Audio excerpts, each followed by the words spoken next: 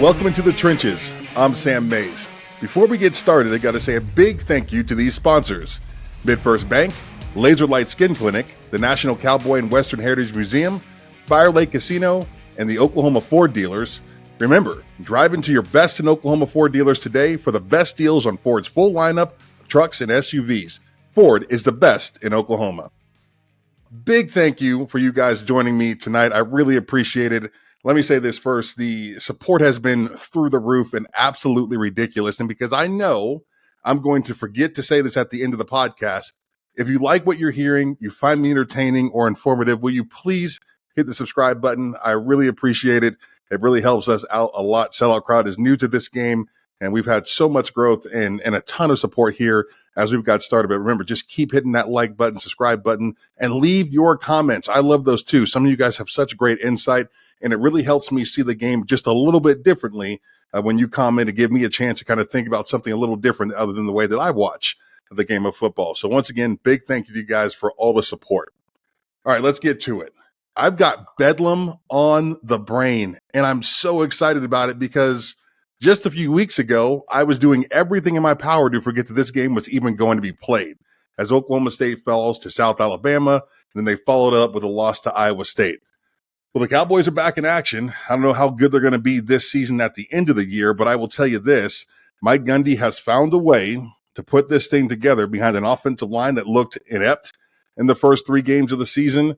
A quarterback situation was, in my opinion, the laughingstock of college football, and just a disorganized and just poorly run offense that had people questioning whether Casey Dunn was the guy for the job at the offensive coordinator position. So good to see the Cowboys back in action.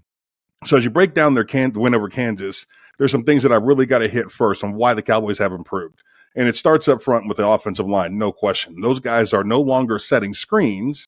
They're out there actually coming off the ball and drive blocking. The run game is better than it's been all season long, led by Ollie Gordon, who we all knew even throughout the bad games this season that he was by far the best back they had in the backfield. The performance he had against Kansas was literally historic. He was phenomenal through catching the football and obviously on the ground.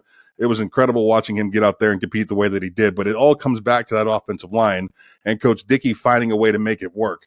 Gundy notoriously has been unbelievable at taking average offensive lines and putting his offense in a position to have success. The way this line played earlier this season was below average, and even Mike Gundy couldn't find a way to get it done. But when you look at the improvement, which I think a lot of it starts with having a consistent signal caller in the huddle with you in Bowman, making that decision really helped this group. But they've gotten better each and every week. I think Coach Dickey is one of the best offensive line coaches in the country. He's got this unbelievable tradition there at Kansas State. NFL players all over the place for him. No surprise that he is the coach that, in my opinion, no surprise that he's found a way to get this thing done with this group. And look, there's so much ball to be played, right? There's so much action still to happen as far as Oklahoma State is concerned. But you have to admit what they've been able to accomplish so far this season, and the last couple of games in particular, has been pretty great up front. And it's had a direct impact on the success of the run game. And then, in my opinion, because the run game has opened up, now you're seeing Alan Bowman with many more opportunities down the field. I mentioned Ollie Gordon once again. I love the kid. I think physically he is everything that you want in the back. I was very fortunate at Oklahoma State to block for 3 tremendous running backs in Tatum Bell, Vernon Morency, and Seymour Shaw. All 3 of them had their own attributes that made them great. Tatum's was just pure speed. Morency probably the most balanced of the 3 with his ability to move side to side. Didn't have to be perfectly blocked for Vernon because he had so much wiggle in himself and could really make a guy miss. And then there was Seymour Shaw, who honestly might have been my favorite running back to block for. Seymour was hurt quite a bit at Oklahoma State. We never really saw him become the player that I know he could have been if he had been healthy. But it was like if Tatum was, if Tatum was the rifle, Seymour was the complete opposite in the shotgun. Just pure power. Loved the contact. And I knew when he came in the game that it was just about going to work. There was probably 2 or 3 plays we were going to call with Seymour Shaw in the game, and they were all right up the gut, and he was going to get out there and just be a bruising, ball-controlling, physical runner, and I loved watching it do it. With Ollie Gordon, he's unique, right? I don't know that he's got any Vernon Morency in him as far as his ability to make guys miss consistently, but he does have tremendous speed downfield. And man, does he remind me of Seymour when he gets into the line of scrimmage and makes contact with the defense. Just a bruising, physical back. This is somebody that you want to give the ball to 25 times a game, because what he's doing in the first quarter is going to be good, but what he does in the fourth quarter is going to be devastating. They can continue to pound the ball over and over and over again with him on the line of scrimmage. He's just an excellent football player, and he's a great tool for Coach Gundy to really help expand that offense. Next, you got to give a shout out to Brandon Presley. He was fantastic this weekend against Kansas. Good to see them get that young man the ball in his hand. The yards after catch have been fantastic for him. He's a tremendous athlete, great speed. He runs excellent routes. And when he catches the football, he is as dangerous as anybody in college football. So good to see him get involved. Now to Mr. Bowman, right? I would have told you week 2, 3 that he was going to be my last choice to go in the game, because in my opinion, in those games, he was most likely to throw the football to the other team. Well, even though I feel like what happened with the quarterback situation in Oklahoma State early in the season was negligence, and really probably the reason they lost a couple of games, because they just hadn't had the ability to gel as a football team because of that craziness, I'll give Gundy some credit. I think he picked the right guy, and I think a lot of it is up here, right? I think that Alan Bowman is tough and gritty. He's got a real attitude to him. He's got a ton of moxie to him. He wants to get in a fist fight, right? And I like that out of him, and as a competitor is concerned. Not every ball he throws is going to be perfect, but he is going to stand in the pocket and fire that ball down the field, which I don't necessarily believe that Gunner or Mr. Rangel were the same type of guy as far as just the confidence in getting the ball out of their hand, right? Bowman's going to sit back there, survey the field, going to throw it where he wants to, and if you know what, a lot of times it's going to be completion. Sometimes it might be an interception, but he's going to do it with confidence. He's going to go hard every single snap. I love the toughness when he runs the football. It's a little bit awkward because he is so big, but he does use his legs well enough to not only protect himself, but to be an asset to the offense down the field. So good to see him get out there and look like the player we were hoping to see him look like when we saw him at Texas Tech. You know, that kid had some phenomenal performances. You knew some of this was in him for sure. Well, you just had to wonder where it was at, right? And I, once again, going back to the quarterback situation, what a mess that was. And I think it really probably prevented Bowman from taking the necessary steps he needed to early in the season. I'm a firm believer here that Oklahoma State most likely should be undefeated, right? I think it was the inability of the coaches in that offense to find that guy, right, in camp that probably put them in the situation. Because if you go back and Bowman is the guy from game 1, what happens? Well, the offensive line has got their signal caller, and they become more cohesive as a unit up front, one voice in the huddle, right? Now you got receivers getting used to the quarterback situation. Bowman's in there throwing the ball a bunch in the non-conference and maybe getting some of the mistakes out of him, early in the season. And we've got an Oklahoma State team that's looking like they're ranked in the top 25 and they're undefeated. Unfortunately, that wasn't the case. And I'm not trying to just beat a dead horse, but for some reason, Mike Gundy might be the only coach in college football that doesn't feel a sense of urgency, right? This is a you can't lose, right? No one wants to see a loss. This is not the NFL. You got to be up and ready to go from day one. And the Cowboys just failed to do that. And to me, that's on that coaching staff. All right, defensively for Oklahoma State, I think everybody knows I'm not a huge Bryan Nardo fan. This morning I was on a radio show and on a Sirius XM, and the question was given to me as, how cool is it that Mike Gundy gives these guys a chance, right? It was Shippensburg University, and now it's Bryan Nardo from God knows where. Like, I'm not thrilled about this situation, all right? And I think it comes back to where college football has come. You're talking about a game that is it's business to these kids now. They're making business decisions. So when I see Bryan Nardo is a defensive coordinator at Oklahoma State, and if I've got a son that's a 3-star, 4-star kid that plays on the defensive side, I'm going to ask some questions like, well, what background does Bryan Nardo have into getting guys in the NFL? Right? Where has he come from that makes me feel like he's going to be the guy that I want to teach my son over the next 3 or 4 years how to be a great defender and understanding defense.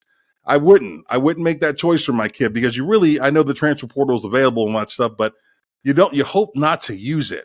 So I'm going to give my kid the best chance possible and help him make the decision not to go to Oklahoma State because the defensive coordinator was found in a Cracker Jack box. I just don't get it. I don't get it. I will say this about the Oklahoma State defense. Nick Martin, Cameron Epps, Colin Oliver, Trey Rucker, Kendall Daniels, effort through the roof. If I'll give Nardo some credit there, if that's something that he's coaching or helping coach, they'll get out there and play hard. There's no doubt about it. Those kids fly around the football field. But you go back to this 3-man front, I think there's probably, 5, 6, 7 teams in college football that can do this successfully because it's a personnel thing. And unless you've got a nose guard that's in there eating dimes and crapping out nails, you are absolutely not going to be able to do this successfully. They just don't have the build for it. You want your defensive ends to be 6'6", 275 pounds, 280 pounds. They don't have those dudes at Oklahoma State to play those positions. So I think right off the bat, you put your team in a negative situation because you don't have the personnel to run a 3-man front. Next thing, confusion. Kansas just dropping bombs from all over the place in the football field to wide open receivers. They don't know what they're doing. Who's that on? The coach, not those kids. The effort is there defensively for Oklahoma State. I feel like from the sidelines are being failed. It is what it is. It's a defensive coordinator from Division II football. He's brand new to this. He's brand new to this level of football. He's brand new to these coaches that he's coaching against, which are big time coaches. Maybe he'll figure it out. Maybe he won't. This is what Mike Gundy chose to do with Oklahoma State football this year by hiring Coach Nardo. Once again, a failure to show sense of urgency with your football team. The Big 12 has changed, right? You're saying goodbye to your all-time foe in Oklahoma. You're saying goodbye to Texas. There needs to be a new king of this league. And to me, Oklahoma State football should have the most sense of urgency as anybody in the Big 12 at this point because that crown should be theirs. Mike Gundy's won 160 games. 160 games, right? He's the most experienced and arguably the best coach in the league. And the decisions that he makes don't show that there is a sense of urgency for him to put that crown on his head. And it drives me nuts. But it is what it is. What this has done for me, now once again, to go all the way back to Bedlam, is it's given me this feeling that Bedlam might be a better football game than we anticipated, right? Just a few weeks ago. A few weeks ago, I would have told you Oklahoma's going to win the game 55-7, as Oklahoma State failed to even show up, I feel like, in the first 3 games of the season. Now, a new Oklahoma State offense kind of surges on along the season. A defense shows great effort. Those kids will try hard. In a rivalry game, you just never know what will happen. I played in a bunch of these that ended up in ways that maybe they shouldn't have. 2001, the Oklahoma State Cowboys find a way to beat Oklahoma. 2002, we beat the hell out of them in Stillwater. 2004, almost did it again we had a kick missed left that prevented us from going into overtime. Like, this game can be competitive because it's a rivalry game and it's the last one. And all I'm really truly hoping is to see a Bedlam performance that is one that we can remember, right? As Oklahoma State people, Oklahoma State fans can remember and be proud of. Am I going to pick Oklahoma State to win the game? Of course not. Mike Gundy's the coach.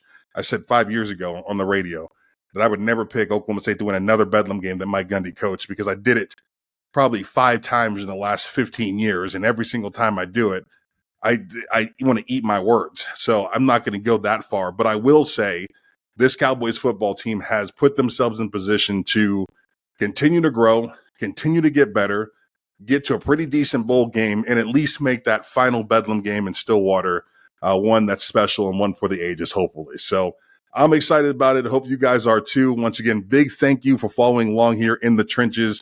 I'm looking forward to the remainder of this season, talking to you. Don't forget, I will be live after both games this weekend, the Oklahoma game against UCF and the Oklahoma State game against West Virginia. The lives have been fantastic. I love the feedback. Love how you guys interact with me, so stay tuned to those. I'll be dropping all kinds of notifications on my Twitter.